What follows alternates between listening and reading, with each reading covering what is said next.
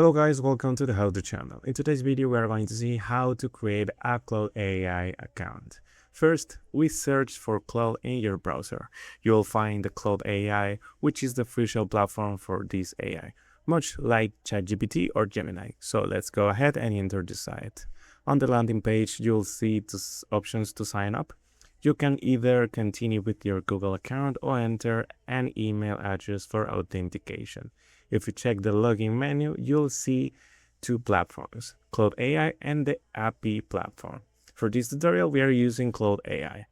To get started, simply click on Continue with Google or enter your email. I'll use Google for this example.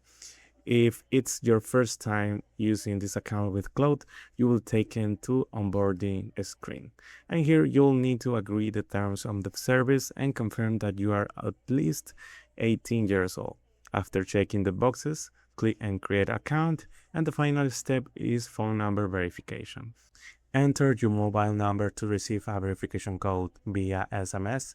Once that's done, your Claude account will be fully set up and ready to go. And that's it.